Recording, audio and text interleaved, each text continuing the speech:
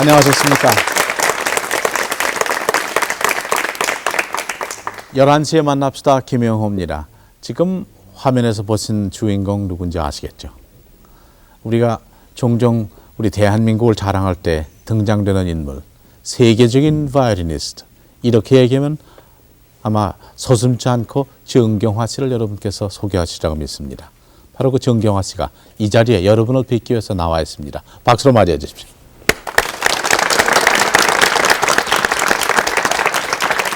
오래간만입니다. 안녕하셨어요?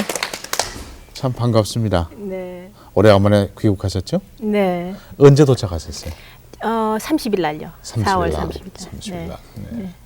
그 요즘 어떻게 지나셨어요? 어저께는 부산 연주 있었고요. 네. 너무 바빠요. 여기 너무 시간이 빨리 지나가는 것 같아요. 그러시죠. 네. 요즘은 어디서 연주 활동을 하셨습니까? 제가 아기 난 후에는요. 처음 연주고요. 네. 그 작년 10월 말까지 연주를 하고 그만뒀죠. 네. 네, 그러고 나서 지금 한국 연주가 처음이에요. 그러시군요. 네. 그러니까 우리 속담대로 얘기를 하면, 우리 풍속대로 얘기한다면 몸 푸신 후에 친정에 와치고 그래요. 그렇죠?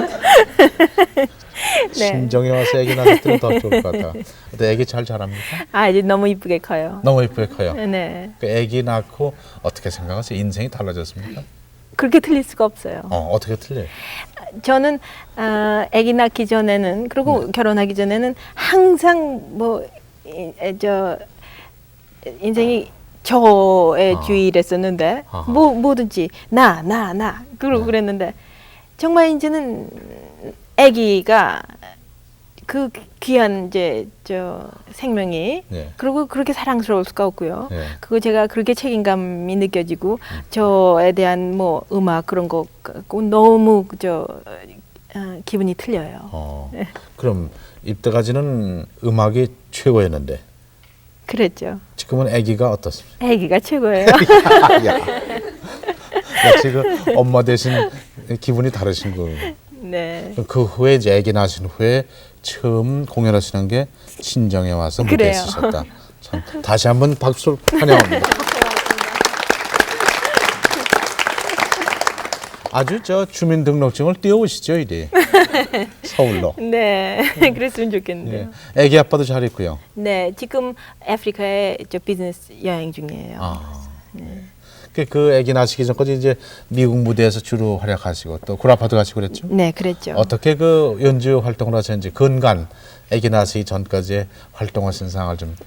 네, 전 계속해서, 그러니까 미국은 항상 1년에 한 2, 3개월은 미국에서 연주를 하고요. 그 외에는 구라파에서 각각 나라, 그러니까 영국에서 꽤 많이 연주를 하고, 독일, 그리고 그 외에는 시간 남대로 이렇게 나눠 갖고, 프랑스도 가끔 가고, 이탈리아도 가고, 화란, 스칸디네비아 그렇게 댕겼어요.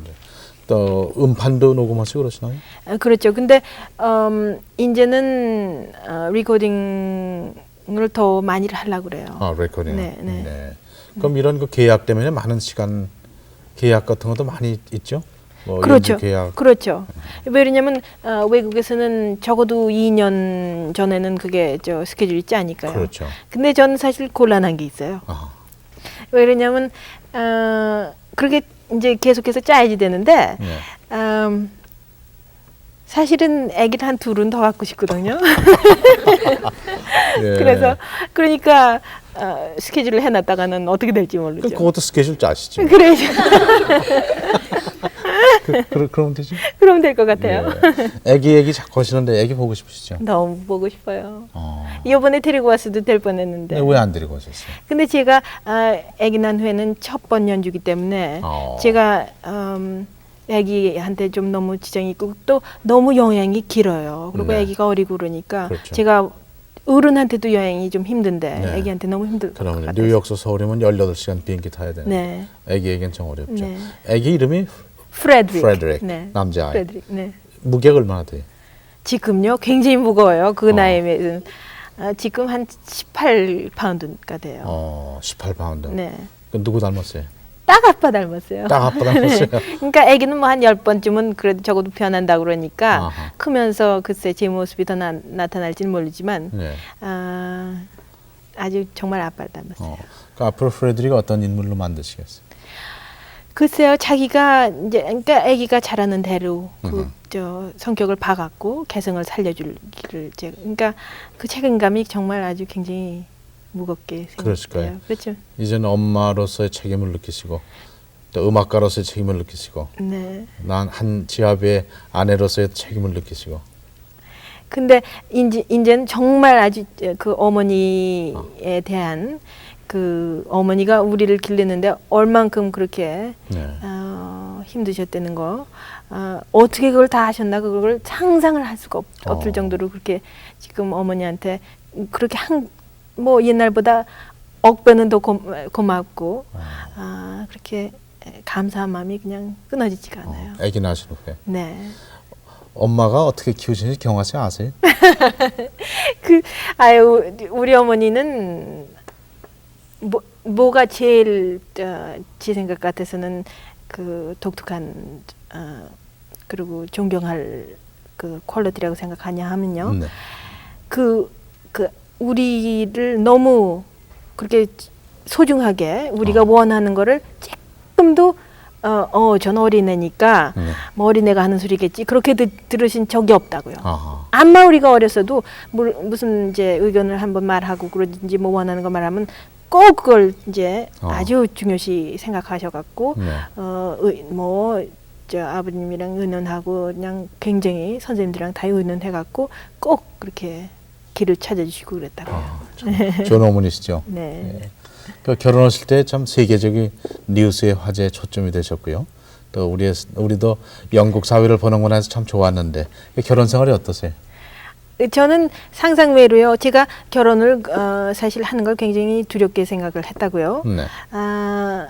왜냐하면 제가 음악에 대해서 너무 인볼브가 그렇죠. 됐으니까. 네. 그런데 그리고 아무래도 어느 정도 희생은 해야 된다고 생각을 했어요. 왜냐하면 또 작자가 안 나타나니까.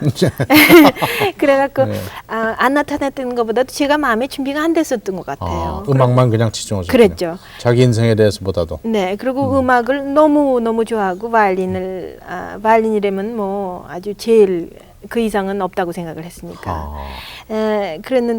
그랬는데 그러니까 아주 제 인생은 완전히 음악에 바칠 거고 그렇게 각오를 했었다고요. 아하. 근데 하나님이 그렇게 저를 정말 복을 많이 주신 것 같아요. 맞아요. 참 다행이에요. 네, 그렇게 감사할 수가 없어요. 그럼 축하합니다. 그냥 바이올린이 최고인 줄 알았는데 그 외에 프레드릭도 나타나고. 네. 그렇죠? 그렇죠. 네. 그 바이올린과 인연을 맺으신 건 언제부터였습니까? 저는 사실 음악은 피아노를 4살 때 시작하고요. 바이올린을 6살 때 시작을 했어요. 네. 어떻게 시작했습니까? 제가 사실 그러니까 부모님이 음악은 그냥 취미로 네. 그냥 교육 여러 방면으로 이제 다 뭐 무용도 가르치고 여러 가지로 그렇게 레슨을 많이 받았는데 피아노를 치는데 피아노를 그렇게 피아노 건반 위에만 앉으면 그냥 네. 졸고 그 두 손 맞추기가 그렇게 힘들 수가 없어요. 두 손 맞추는 게. 두 손이 그렇게 안 맞으려고. 그랬는데 이제 바이올린을 그러니까 어머니가 아무래도 옆에서 보니까 과히 좋아하는 것 같지 않고 그러니까 그렇지만 제가 귀가 굉장히 좋다는 걸 아셔갖고 왜냐면 그 바이올 있잖아요. 그거를 한 권을 띄어서 이제 선생님이 아유 저 어머니 오셔갖고 들어보라고 참 많이 늘었으니까 이걸 네. 그래서 갔는데 그러니까 선생님이 중간을 딱 열더니 이거 한번 해봐라 그랬더니 보고 앉아서 영 뭔지 모르겠어요. 다 귀로만 듣고 쳐갖고. 그러니까 악보 보는 것도 못 배웠는데 선생님을 아주 완전히 속인 거죠. 그러니까 새 이제 곡 넘어갈 때마다 선생님이 한번 이거 어떻게 하는 거죠? 그러면 한 곡 쳐주잖아요. 네. 그럼 귀로 들어갖고 그거 흉내내고 그랬다고요. 귀로 들어가지고. 네. 그래갖고 이제 그러니까 어머니가 제가 이제 귀가 좋고 음악에 재주가 있다는 건 아셨으니까 아기를 바꿔주셨다고요. 그랬는데 바이올린은 그냥 정말 시작하자마자 그렇게 좋을 수가 없어요. 그리고 우선 들고 다니면서 마음대로 할 수 있으니까 그게 그렇게 좋아요. 따로따로 하니까. 예, 그러셨군요. 그럼 누구에게 처음 바이올린을 배우셨어요? 제가 한국에서 처음 안용구 선생님한테 잠깐 배우다가 그 선생님이 독일에 가시고요. 네. 양호엽 선생님한테 또 한 1년 배우다 또 선생님이 또 페리스에 가셔갖고 그다음에 선생님을 많이 바꿨죠. 네, 많이 바꾸셨군요. 네. 안영호 선생님 지금 미국 계시죠? 미국에 피바디 대학에 피바디에서 예. 네. 그런도 상당한 활약을 하신다고 말씀하셨죠. 네. 자주 만나십니까? 자주 만나지 못해요. 그러시겠죠. 네. 뉴욕, 버스터, 볼티모어인가요? 그 양반? 네, 볼티모어에 계세요. 그러니까 바이올린을 본격적으로 네. 이제 이게 아주 직업적으로 네. 이렇게 본격적으로 배우신 건 언제부터입니까? 그러니까 제가 한국에서는 그렇게 뭐 콩쿨도 나고 연주도 많이 하고 그랬는데 아무래도 그렇게 너무 좋아하고 그러니까 어머니한테 제가 저 외국을 보내달라고 그랬다고요. 그건 벌써 양혜업 선생님이 페리스 가실 때 제가 8살 때 네. 벌써 그때 같이 쫓아가겠다 그러니까 네. 그때 어머니가 그냥 굉장히 고민을 하셨다고요. 그래갖고 아무래도 너무 어리니까. 근데 그때 안 간 건 정말 잘했다고 생각해요. 8살. 8살 너무 때. 어리죠. 네. 그래갖고 12살 때 12살 때 미국으로 갔죠. 거기 줄리아드에. 줄리아드에 네. 12살에. 네. 근데 정말 사람이 갈 때 그 길을 택한다는 게 얼마나 중요하다는 거를 나중에 이제 다시 돌이켜 볼 때 어떻게 느꼈냐 하면은 그때 뉴욕에 도착했을 때 큰 언니가 줄리아드에서 플룻을 공부하고 있었어요. 네. 그랬는데 명환이죠. 명수 언니죠. 명수 언니. 네. 그 양반도 음악했어요? 네. 허허. 그랬는데 저 공항에 도착하니까 여기 세계적인 선생님이 두 분인데 하나는 아이반 갈라미안 씨고 하나는 조셉 푹스. 근데 이제 둘 다 이제 가서 오디션을 하면은 네. 이제 받아주는 사람한테 공부를 하면은 둘은 너무 다 기가 막히게 잘하는 분들이니까 좋을 거다. 그래서 이제 근데 먼저 전화 건 분이 갈라미안 씨랬었다고요. 근데 그 선생님이 기가 막힌 선생님이래요. 근데 지금 나중에 생각할 때는 제가 푹스 씨한테 갔으면 물론 그 분은 연주를 또 잘하시는 분이에요. 네. 그러니까 연주하는 사람은 또 거기에 또 정력을 굉장히 소모를 하니까 네. 아무래도 제가 배운 선생님은 갈라미안 선생님이니까 갈라미안 선생님은 아주 완전히 가리키기만 한 분인데 네. 머리가 그렇게 비상하시고 하여간 활주법이 그렇게 기가 막혀요. 그러니까 그 사람은 아주 제일 독특한 게 활주법이랬었다고요. 그래서 그분한테 7년을 배운 게 그렇게 아주 좋았을 수가 없어요. 네. 그것이 기본이었군요. 완전 아주. 이제 거기서 이제 네. 정경화 씨가 제대로의 실력을 발휘할 수 있게 되는 거죠. 근데 사실 솔직히 말해서요. 돌이켜 볼 때 그 7년 배우는 동안엔 그렇게 힘들 수가 없었어요. 그리고 선생님이 프로페셔널리 그렇게 연주를 못하게 하고 학교에서 물론 뭐 마스터 클래스 같은 데서 했지만 그러니까 난 뭔지 뭐가 될 건가 뭐 암만 해도 이거 안 되는 것 같고 네. 그러니까 고민하고 어떤 때는 바이올린을 그만두는 게 낫지 않을까. 바이올린을 할 때 바이올린이라는 게 바이올린은 정말 제일 독특한 게 바이올린은 노래하고 제일 성악과 제일 가깝다고 생각해요. 그건 아주 싱잉하는 노래하는 악기잖아요. 그렇죠. 근데 뭐 노래가 안 나와요. 너무 그 뭐 활 걱정, 뭐 손가락 왼쪽 걱정에 그러니까 공부할 때 그런 과정을 다 걸쳐야지 이제 되는 건데 그때는 너무 그때가 그게 힘들 수가 없었어요. 저는 막 굉장히 그냥 익스프레시브하고 그런 걸 원하는데 그거 하려니까 그렇게 힘들 수가 없었어요. 근데 하고 나니까 쓴약도 먹으면 그러니까 몸 아플 때 네. 그게 몸이 또 건강이 필요할 때 먹으면 좋듯이. 그런 것도 아시네. 아이고 제가 적당히 이제 예. 트랜스레이트를 하는데. 네. 네. 그 연습하실 때 굉장히 고생하셨다 그러는데 근데 사실 그게 고생이 아니죠. 좋은 네. 걸 하니까. 쓴 약을 잡수는 그런 과정이죠. 제일 힘들었던 건 무엇이었어요? 그러니까 제가 그렇게 제 자신이 내가 체주가 정말 있는가 그거를 질문을 할 때 속으로 그 의문스럽고 그게 정말 자신이 좀 없어지고 그럴 때 그게 제일 힘들었어요. 왜냐하면 사실 누구나 자기가 그렇게 속에 주어준 타고난 게 있으면 마음속에는 나는 그래도 누구보다도 더 잘할 수 있는 게 있을 것이다. 있다 그런 생각이 딱 있다고요. 네. 그리고 저는 그래요. 아하. 그런데 그게 좀 이렇게 흐트러질 때는 그렇게 힘들 수가 없어요. 아. 그게 제일 힘들어요. 그렇겠군요. 네. 그 정상을 달리시는 걸 자기가 느낄 수 있었어요? 그러니까 그 과정이 굉장히 바뀌죠. 네. 바뀌죠. 네. 네. 거기에 그 어려운 과정을 꾸준히 참고 나갈 수 있었던 것이 혹시 인내인가요? 무엇이? 그렇죠. 그러니까 굉장히 인내가 필요하고 아주 참는다는 게 근데 큰 언니가요 그렇게 신앙심이 강해요. 근데 정말 인내는 성경 말씀에도 정말 제일 중요한 그렇죠. 말씀 중에 하나잖아요. 네. 그러니까 인내가 정말 필요해요. 역시 세계 1위의 음악가가 되려면 인내가 가장 큰 미천이고. 근데 제 생각 같아서는 뭐를 하더라도 그렇지 뭘 않을까요? 하더라도. 그리고 뭐를 하더라도 쉬운 일이 없다고 생각해요. 그렇죠. 자기가 원하면은 아주 정말 자기 마음껏 아주 그리고 제가 제일 중요하다고 생각하는 게 정직한 것. 어허. 정직한 건 자기 자신에 대해서 자기 자신을 판단할 때 그걸 아주 완전히 정직하게 판단할 수 있던 그런 판단력을 가진 게 제일 중요한 것 같아요. 자신에 대해서. 네. 그렇죠. 자기 자신을 정직해야 남에게도 정직할 수 있겠죠. 그렇죠. 예. 그리고 정직한 거는 100년이 가도 흐트러질 수가 없다고 생각해요. 왜 그러냐면은 이렇게 연주할 때도 옆에서 너무 그냥 그러니까 마음이 흐트러질 수가 있기가 쉬운 게 옆에서 그렇게 기가 막히게 칭찬을 받고 또 어떤 때는 또 그렇게 비평을 받는다 그래 크리티시즘 그렇죠. 네 비평을 받을 때 그 마음이 그냥 굉장히 아주 이상하게 흔들릴 수가 있다고요. 어떤 때는 너무 좋게도 그냥 막 날아갈 것 같이 그렇죠. 될 때도 있고 어떤 때는 아주 완전히 아주 그냥 망친 거 네 그렇게 될 때도 있는데 자기가 그걸 자기 자신을 정말 아주 정직하게 판단을 해갖고 계속해서 해나갈 수 있다는 게 그게 제일 중요한 것 같아요. 오늘 음악가가 아니라 철학가. 말이 너무 많은 것 같아요, 제가. 그런 얘기든 밤새 들어야 되겠어요. 참 아주 좋은 얘기들.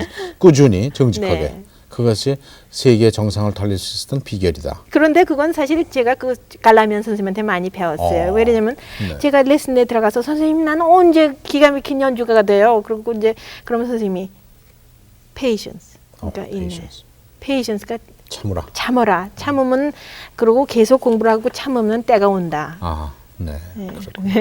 그 제 세계 무대에 나서신 거. 네. 언제였습니까? 전 그러니까 67년도에 레벤트리 콩쿠르에서 1등을 했는데요. 네.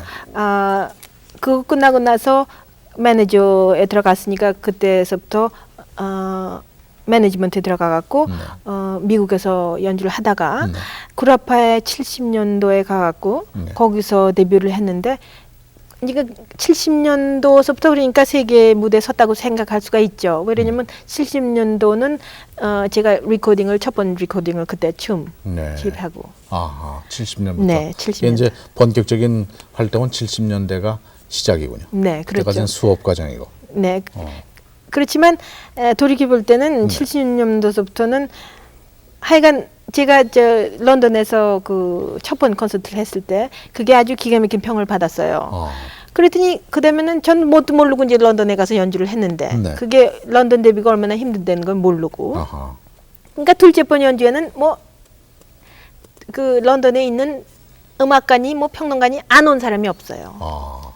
근데 첫 번 연주는 베네핏 콘서트를 자선 음악회였기 때문에 근데 제가 어떻게 럭키 해갖고 거기 저 평론가가 한 사람이 왔다가 그렇게 기가 막힌 평을 써줬어요. 워낙은 그런 콘서트에는 외국에서는 평을 안 쓰는데. 자선음악회는? 네, 자선음악회는 평을 안 쓰는데. 그렇죠. 그러니까 둘째 분은 뭐 있는 저 사람들은 다 평론가들은 다 왔는데 아하. 그렇게 힘들 수가 없었어요. 아하. 그러니까 어린 사람이 이렇게 프로페셔널 스테이지에 나타났을 때 네. 굉장히 의심스럽게들 생각한다고요. 네. 얘가 어떻게 하다 나와서 한번 잘한 게 아닌가. 아하. 이제 좀 두고 보자 그런 게 있다고요. 아하. 그래서 돌이켜 볼 때는 그러니까 그 프로페셔널 저 인터내셔널 그 무대에 서게 된 그 과정이 그렇게 하여간 10년은 적어도 그렇게 해서 하니까 그다음에는 결국은 그 사람들이 실력이 있구나 그렇게 점점 그렇게. 그렇게 됐군요. 네. 네. 그 후에 어떻게 활동을 했었습니까? 그러니까 굴 앞에서 굉장히 연주를 많이 했고요. 네. 그러니 뭐 그러니까 시즌이 9월서부터 5월까지인데 그렇죠, 네. 그때는 계속해서 이제 댕기면서 연주를 하고 여름에는 뭐 페스티벌 같은데 참석하고. 그 독주회 그렇죠. 또 그리고 협연. 네. 네. 그다음에 그리고 또 뭐 실내악도 좀 하고. 아하. 네. 음악제 아까 페스티벌 하셨죠? 네, 음악제도 페스티벌. 하시고. 네, 음악제 가서는 어떻게 하시나요? 그러니까 음악제 같은 데는 여름에요. 네. 그러니까 미국에는 뭐 음악제가 많잖아요. 여름에도 뭐 시카고에도 있고 클리블랜드 있고 뭐 뉴욕에도 있고 로스앤젤레스 헐리볼 같은 데도 있고요. 그렇죠. 그런데 댕기고 또 영국에는 에딘버러 페스티벌이라고 그게 유명한 페스티벌 그런 데 가고 뭐 오스트리안 살츠부르크 페스티벌 뭐 그런 데 그렇게 댕기면서 1년에 얼마나 다녔습니까? 그때는 하여간 근래까지는 뭐 계속해서 쉬지 않고 댕겼어요. 그럼 주로 구라파에서 사시는 시간과 미국에서 사시는 시간 비교하면 얼마나 많습니까? 그때는 결혼 전에는 그래도 구라파가 더 많았어요. 구라파가. 네. 왜냐면 미국에서는 한 1년에 3개월밖에 연주를 안 했으니까. 네. 그러셨군요. 참 그 정경화 씨의 바이올린은 우리가 언제 들어도 참 자랑스러운데요. 뭐 듣기 좋다는 것보다도 아주 자랑스러운 그런 연주인데. 그 바이올린 음악, 아까 네. 그 바이올린은 육성에 가장 가까운 악기라고 말씀하셨는데 네. 그 바이올린이 과연 어떤지, 바이올린의 장점, 네. 무엇이 장점인지. 근데 제가 생각하는 그 바이올린의 장점이 그거라고 생각해요. 그렇게 아주 그러니까 이거는 그 마음 속에 그 노래 그 싱잉 하는 거를 아주 그대로 표현할 수 있는 게 바이올린이라고 생각해요. 그러니까 굉장히 아주 그냥 제가 어렸을 때 그 피아노가 이렇게 딱 몸에 안 배는 거는 그렇게 좀 딱딱하다고 생각할 수가 없었어요. 네. 소리를 내더라도 굉장히 딱딱하다고 생각했는데 그건 물론 사람마다 틀리죠. 동생은 명훈이는 뭐 한번 4살 때 피아노 위에 기어 올라가고는 그 어린애가 하루에 뭐 몇 시간씩 그냥 앉아서 그러고 치고 그랬다고요. 그러니까 자기가 그렇게 그런데 음악에 재주가 있어도 그렇게 악기를 잘못 선택하는 수가 있어요. 그렇겠죠. 그럼 잘못되는 거죠. 그럼요. 아까운데. 네. 그 어떻게 바이올린이 정경화 씨를 심취시키게 했는지, 어떻게 그리고 바이올린에 끌려 들어가셨어요? 네, 저는요, 저음보다, 이제는 좀 변하는 것 같아요. 근데 저음보다, 그 높은, 고음을 훨씬 더 아주 그게 귀에 들어와요. 그리고, 바이올린의 매력이라는 게 그 기가 막힌 그 고음, 그거에 그냥 너무 그거에 제가, 끌렸어요. 근데 예를 들어 명화 언니는 또 완전히 반대로 첼로. 네. 그 소리에 그냥 아주 완전히 그렇게 그쪽으로 끌렸기 때문에 언니도 사실은 바이올린을 뭐 한 몇 줄 했다고요. 몇 주일? 몇 줄. 그러니까 피아노 하다 바이올린 몇 줄 시작했는데 너무 안 맞아갖고 첼로를 했는데 뭐 첼로를 한 6개월 하니까 뭐 다른 사람 몇 년 한 사람보다 더 그렇게 기가 막히게 이제 자기 적성에 맞았군요. 그럼요. 그러셨군요. 그 이번에 가져오신 바이올린이 굉장히 귀한 바이올린이라고 그러시는데 네. 얼마나 좋은 겁니까? 그거는 저는 여태까지 바이올린을 세 개를 그렇게 기가 막힌 악기를 썼는데요. 사실 세계에서 제일 쳐준 악기가 스트라디바리우스랑 과네리우스인데 다 이탈리아에서 크레모나에서 17세기서부터 18세기 사이에 이렇게 만든 건데 제가 조금 아까 말하듯이 더 나이가 어렸을 때는 아주 어렸을 때부터는 고음을 좋아했기 때문에 맨 처음에 악기를 가진 게 스트라디바리우스였는데 그건 아주 굉장히 소리가 더 소프라노예요. 네. 그랬는데 점점 그걸 한 7년 하다 보니까 소리가 좀 더 부드럽고 좀 더 그 성격이 좀 틀린 거를 찾게 되더라고요. 그래서 네. 과르네리우스를 이제 구하게 됐다고요. 네. 근데 둘째 번 악기를 한 10년 했어요. 근데 네. 이번에는 갖고 온 악기도 또 과르네리우스인데요. 이건 또 성격이 또 완전히 틀려요. 이건 좀 더 부드러운 것 같아요. 그러시군요. 예. 그 좋은 바이올린을 고른다면 어떻게 어떻게 그걸 찾느냐고요? 어떻게 찾습니까? 그건 정말 솔직히 말해서 남편 찾는 것만큼 힘든 것 같아요. 그래. 그 좋은 경험이시니까 서울에서 찾으면 될 텐데 런던까지 안 가셔도 그렇지만 그건 천생연분이라서 네. 어떻게 할 수가 없어요. 그렇죠. 그거는 제가 잘 가셨다고요. 네. 그 제일 좋아하시는 곡, 즐겨하시는 곡은 어떤 곡들? 제가 여태까지는요 로맨틱한 곡을 굉장히 좋아하는데 좀 더 그러니까 바로크하고 클래식 뮤직을 그러니까 모차르트를 제가 첫 번 협연했을 때가 모차르트 D장조를 했다고요. 네. 그랬는데 그때는 뭐 그게 그렇게 좋을 수가 없고 하나도 힘들지 않다고 생각했는데 모차르트가 제가 두려워하는 저 작곡가 중에 하나예요. 너무 제가 존경을 하고 그러기 때문에 사랑을 하고 근데 이제는 그러니까 그 동안에 좀 하기를 두려워했어요. 네. 근데 이제는 좀 용기가 더 나는 것 같아요. 그러니까 사람 이제 예술을 이제 음악 공부를 해가면서 그 과정이 좀 항상 편하잖아요. 그렇죠. 네. 네. 혹시 그 세계적인 바이올리니스트가 연주하는 광경을 보시면 어떠실까요? 세계적인 예를 들면. 네. 제가 다른 사람을 볼 예. 때, 저는 그러니까 외국에서 다니면서 너무 볼 기회가 많잖아요. 많은데 그럴 때 너무 배우는 게 많아요. 그러시군요. 그리고 그걸 갖다가 이렇게 파악을 해갖고 어느 거를 조금이라도 좀 뜯어서 배울 수 있는가. 또 그리고 성격이 이렇게 틀릴 때 저건 저 현장은 어떻게 해서 저런 그렇죠. 네. 그러니까 본인이 연주하는 걸 볼 기회가 없으시겠죠. 왜요? 지금 봤잖아요. 아니, 그러니까 요새는 비디오 그게 그래서요. 저는 사실 리코딩을 하는데 리코딩을 해놓으면은 뭐 그렇게 싫을 수가 없어요. 만족하잖아요. 너무 만족하지 않아서 아주 생긴 듣질 않고 그랬다고요. 근데 하루는 이제 제가 영국에 있는 치과 의사가 그렇게 클래식 뮤직을 좋아해요. 근데 이제 그 치과 치료를 하러 이제 딱 주사를 하는데 딱 넣어놓고 이제 꼼짝 못하고 있으니까 근데 테이프가 들려요. 어디서 틀은 것 같은데 그래서 할 수 없이 생각해보니까 좀 어딘지 못 보면 그러니까 하도 오래된 때 그러니까 한 스카디시 판테스를 들었는데 그게 제가 그때는 리코딩 한 지 10년이 넘었었거든요. 그러니까 그게 내가 했던 건가? 그러니까 이거 뭐 딱 매놨으니까 일어날 수도 없고 들었더니 그렇게 뭐 과연 괜찮더군요. 혹시 방송 그 인터뷰 오셨을 때 그런 광경을 보여드리면 어떨까요? 그래도 이상하죠. 이런 광경인데 한번 근데 사실 제가 많이 변한 것 같아요. 왜냐면 솔직히 말해서 이 프로그램 저 보시죠.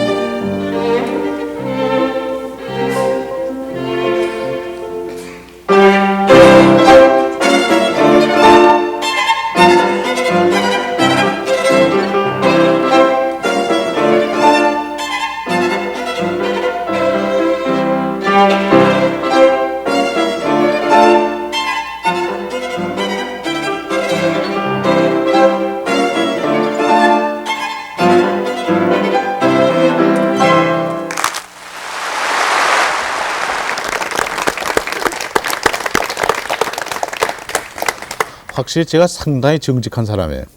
그대로 얘기한 대로 잘하시더라고. 세계적으로.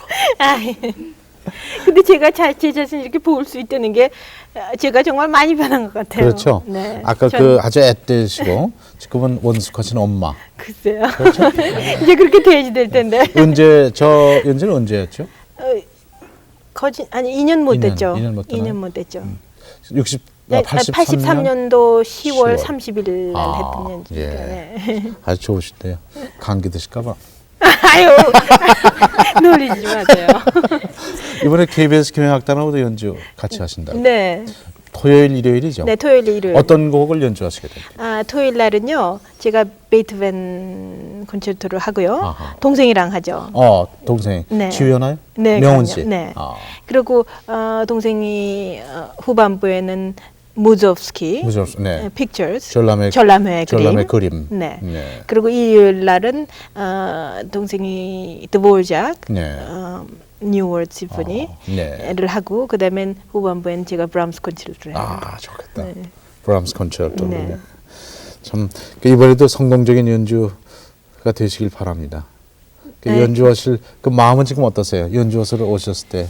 지금 제가 한국 교향악단이랑 안 해본 지가 오래되는데요. 아하. 그러니까 굉장히 이제 많이 기대되고 좋은 연주를 할 수 있도록 제가 네. 굉장히 네. 흥분이 돼 있어요. 그러실 거예요. 네. 그 세계 정상을 달리시는 바이올리니스트면은 세계 도처에 아주 유명한 무대에만 쓰셨겠는데 고국에 와서 쓰실 때 무대 쓰시는 감정과 네. 외국에서의 무대에 나가실 때와 다릅니까?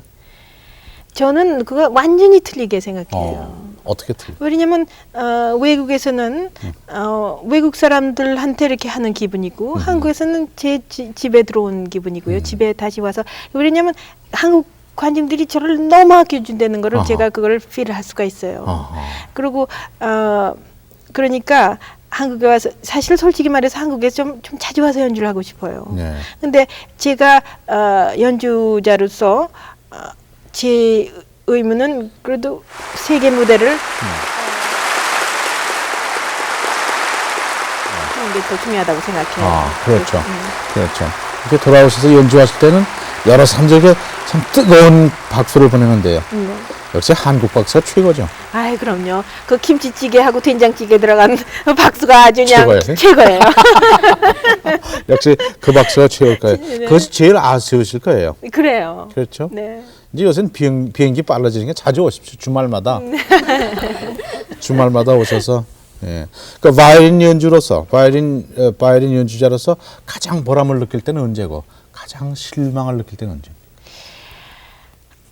글쎄요. 보람을 느낄 때는 저는 항상 글쎄 보람을 느낀다는 거는 제가 바이올린을 했다는 거, 제 연주하는 게 저는 연주자로 타고난 것 같아요. 왜냐면 그걸 안 하면 안 되는 그런 기분, 필링을 언제나 갖고 있으니까. 그렇기 때문에 근데 옛날에는요, 솔직히 말해서 연주할 때만 좀 보람을 느꼈다고요. 그런데 그 연주를 준비할 때 또 그렇게 보람을 느껴요. 옛날엔 연습하기도 좀 이건 연주해야지 되니까 연습해야지 난 그랬는데 그게 좀 더 머추어된다는 거라고 그럴까요? 그리고 원숙해지는 거죠. 매추얼. 네, 원숙해지는 거예요. 네.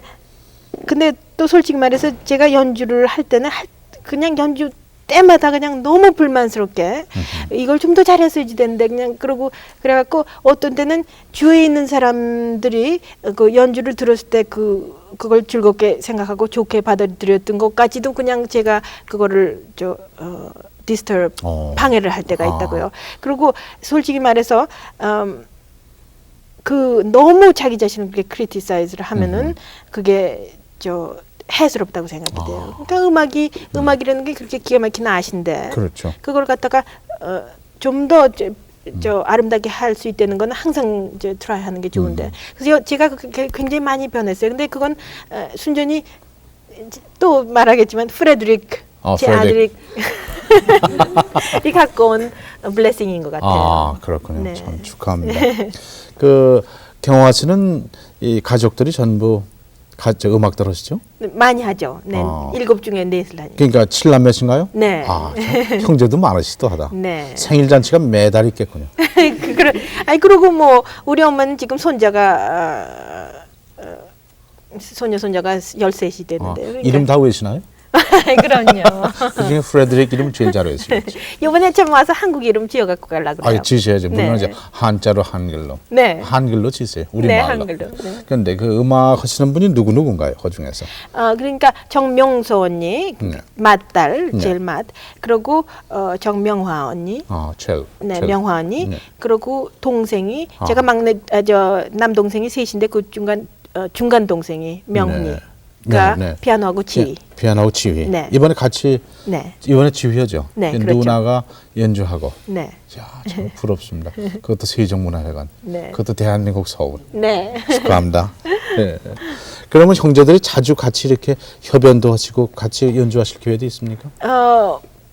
꽤 같이 하려고 애를 쓰는데 아. 그 스케줄 짜기가 그렇게 힘들어요. 아, 그렇군요. 각각 다 이렇게 네, 다르게. 각각 그렇게 동서남북으로. 네. 그렇지만 그래도 될 수 있으면 우리가 저 피아노 트리오를 갖고 있다고요. 그러니까 실내악도 하니까 네. 그거를 적어도 저 1년에 한 번씩은 이제 구라파에서든지 미국에서 순회를 하려고 그렇게 계획을 항상 짜고 있죠. 경화 씨의 오늘날 있기까지는 참 많은 분들의 네. 사랑과 지도와 편달과 네. 박수가 그 결정을 이뤘다고 보는데요. 네. 한 분만 어느 분이 이 땅 위에서 제일 도와줬습니다. 전 한 둘은 안 돼요? 두 분? 물론 부모님이죠. 부모님. 부모님이죠. 그리고 제가 아까 어머님에 대한 말은 했는데 제가 정말 그렇게 감사하게 생각하는 거는 아버님이에요. 왜냐하면 우리 아버지처럼 그렇게 음악을 좋아하고 우리를 너무너무 사랑을 하셔갖고 우리가 그렇게 음악하는 거에 대해서 그렇게 인커리지를 해주시고 그렇게 기도를 많이 해주시고 네. 그러셨다고요. 그래갖고 제가 그렇게 감사할 수가 없어요. 이달이 마침 어버이달인데 어버이의 사랑이 참 네. 하늘보다 높고 바다보다 깊죠? 네. 그걸 느끼시죠? 네. 그렇게 감사할 수가 없어요. 참 댁에서 이 방송을 보시는 분이나 또 여기 와서 여러분 같이 하시는 분이나 똑같은 심정이신데 몇 분 이 귀한 손님께 질문하실 기회를 드리겠습니다. 어느 분 질문하시겠습니다. 하시겠어요? 네, 질문. 안녕하세요. 네. 만나 뵙게 돼서 되게 반가운데요. 저희 훌륭한 연주자가 되기 위해서요. 네. 그러니까 갖춰야 할 기본적 조건이 있다면 어떤 것들이 있는지 좀 말씀해 주세요. 그거는 제가 아까 말했던 것 같이 자기 자신이 자신을 그렇게 정확하게 정직하게 판단할 수 있도록 그런 거를 항상 그렇게 생각하고 있다는 거. 왜냐하면 사실 이 세상에 훌륭한 연주자가 되는 거 그걸 지금 물어봤는데 이 세상에 사실 재주가 없는 사람이 없다고요. 뭐를 하더라도 전 하여간 사람이 무슨 재주라도 재주는 타고났다고 생각을 해요. 그렇죠. 그러니까 예를 들어서 연주하기를 원하면 근데 혹시 자기 자신이 생각할 때 그걸 정확히 판단하고 또 그러고 제대로 가서 그 어드바이스를 받을 수 있는 분이 그게 굉장히 중요하다고 생각해요. 그러니까 선생님을 잘 만나고 자기가 그 선생님한테서 정말 정직하게 배울 수 있는. 고맙습니다. 또 다른 분 질문하시겠습니까? 보시죠. 네, 만나서 반갑습니다.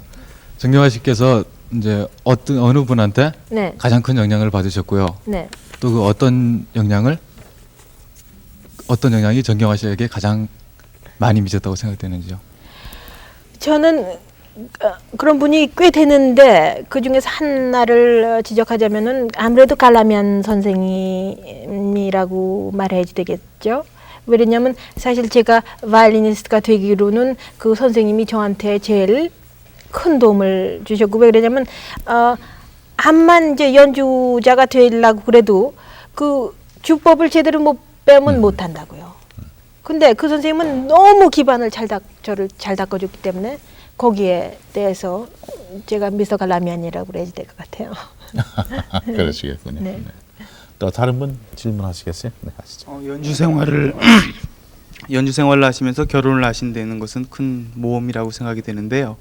그러니까 그 결혼을 하시고 나서 자신의 음악에 있어서 변화가 있었다면은 어느 면이 변화가 있었나? 제가 근데 그거는 아직 이르니까 음악에 대한 변화를 제가 정확히 판단할 수는 없을 것 같아요. 그거는 더 관중들이 더 판단을 할 수가 있겠지. 근데 시간이 가물어 이제 그게 점점 변화가 더 나타나겠지만 지금 제가 느끼는 거는 그렇게 아주 아무래도 결혼 전에는 어딘지 그냥 그 안정된 기분이 아니고 옆에서도 물론 그렇게 그냥 걱정들을 너무 해주시니까 그렇겠지만 항상 저 질문이 있잖아요. 언제 어떤 사람이랑 할지. 그리고 그러니까 저는 사실 아까 말씀드린 것 같이 결심을 안 하기로도 그렇게 결심을 했는데 결혼을 한 후에는 그렇게 제가 안정감을 느끼고 또 음악에 대해서 옛날에는 지금도 좀 그렇지만 제가 그렇게 안달일 수가 없었어요. 아주 안달은 그리고 안달이고 걱정쟁이에요. 예. 무슨 일을 갖고 그렇게 걱정을 해요. 예. 근데 사실 엄마가 듣는데 그렇게 안달하고 너무 걱정을 하면 돼요. 걱정은 좀 점잖게 해야지 그렇게 걱정하면 돼요. 그러니까 그런 게 모든 면이 제 생각 같아서는 제 음악하고 연주에 아마 영향이 있을 것 같다고 생각하는데 하여간 인생이 달라지셨군요. 상당히 행복하신 것 같은데 축하합니다. 고맙습니다. 훌륭하신 결혼 생활이 되시길 바랍니다. 고맙습니다. 한 분만 더 누구 질문하시겠습니까? 하시죠. 저기 한국인의 음악적 자질에 대해서요. 나름대로 느낀 거 있으면 좀 말씀 좀 해주세요. 한국인의 음악가 음악적 자질이요. 제가 느끼는 거는 그러니까 외국을 이렇게 탱겨볼 때요. 한국인들의 독특한 점은 굉장히 익스프레시브하고 이모셔널하고 아직 그 표현이 굉장히 익스프레시브 표현적이죠. 네, 표현적이라고 생각해요. 그리고 너무 온 국민들이 다 그렇게 음악을 노래가 없는 데가 어디 있어요? 어느 구석구석마다 그냥 노래를 한 2명 이상 모이면 3명 이상 모이면 노래가 꼭 있잖아요. 그렇죠. 그런데 저는 요번에 와 보니까 정말 누구나 다 그렇게 음악 공부를 시키잖아요. 그렇게 시키는 사람이 많은데 그게 너무너무 좋은 현상이라고 생각해요. 그리고 왜냐면 누구나 다 하나 다 그렇게 네. 뭐 예를 들어서 뭐 기가 막힌 연주자가 될 수는 없는 그렇죠. 거지만 네. 음악이라는 게 얼마나 아름다운 거고 전 이 세상에서 클래식 뮤직이라는 건 또 특히 아주 정말 기가 막힌 크리에이션 네, 창조라고 생각해요. 왜냐면 네. 예를 들어서 모차르트 같은 그런 기가 막힌 그렇죠. 음악이 어디 있어요. 네. 그러니까 제가 부탁하고 싶은 거는 예를 들어서 한국 학생들이 이제 음악을 그렇게 많이 하고 그러는데 그렇게 감정이 풍부하고 그런데 절대 이제 아까 그렇게 조급하게 생각하지 말고 자기가 그렇게 음악을 사랑을 하면은 거기에 대한 그 아름다운 표현을 할 수 있도록 아주 그냥 그렇게 퓨어하고 정직하고 그냥 그 순수하게 표현할 수 있는 그런 거를 살리는 게 제일 중요하다고 생각해요. 근데 저는 제가 한국 사람이라고 그래서 그럴지 모르지만 한국 사람이 그렇게 퓨어하고 순수하고 그렇다고 그런 거를 믿고 아주 다 그렇게 되기를 바라요. 아주 좋은 말씀이에요. 자, 그렇다면은 이왕 이 친정에 돌아오셨는데 네. 우리 친정에 뭐 고국에 계신 동포가 아니고 네. 친정의 식구들에게 우리끼리 네. 영어로 통역하지 말고 네. 한 말씀 하실 말 계시면 저는 그러니까 제가 그렇게 한국 사람으로서 태어난 게 저는 억만 번 태어나도 한국 사람으로 태어날 거로 아주 그렇게 그런데 요번에 한국에 와서 너무너무 놀란 게 그렇게 나라가 발전이 그건 전 사실 솔직히 말해서 겉밖에 못 보잖아요. 그렇죠. 근데 제가 원하는 거는 그렇게 놀랍게 그냥 겉으로 발전을 했는데 한 분 한 분이 다 그렇게 아주 그냥 기가 막힌 발전이 있기를 원하고요. 또 자기가 원하는 길을 찾을 수 있고 행복해지기를 원하고 아주 정직하고 그렇게 퓨어하게 그렇게 그런 캐릭터를 네. 디벨롭 네. 발전시키는 그걸로 원해요. 네. 언제 또 프레드릭 있는 대로 가십니까? 전 13일 날 13일 날 런던으로 다시 가요. 런던. 그럼 그 다음 주에 오시나요, 서울로? 이거 오고 싶어요. 또. 또 애기 데리고 가고 싶어요. 애기 데리고 오세요. 우리가 안아드릴게요. 네. 모쪼록 참 즐거운 또 훌륭한 연주회가 되시기를 바라고 고맙습니다. 고국 방문이 아주 참 기쁘고 아주 좋은 여행이 되시길 바랍니다. 고맙습니다. 건강 다시 오시길 바라고 프레드릭에게 우리의 사랑도 전해 주십시오. 고맙습니다. 감사합니다. 오늘은 세계적인 바이올리니스트, 늘 우리가 자랑하는 바로 그분 정경화 씨를 모시고 말씀을 나눠봤습니다. 정경화 씨의 연주가 그리고 그의 새로운 생활이 훌륭한 결과를 가져오기를 다시 한번 부탁드려 마지 않습니다. 11시에 만납시다. 오늘 순서를 마칩니다. 안녕히 주무십시오. 감사합니다. 고맙습니다.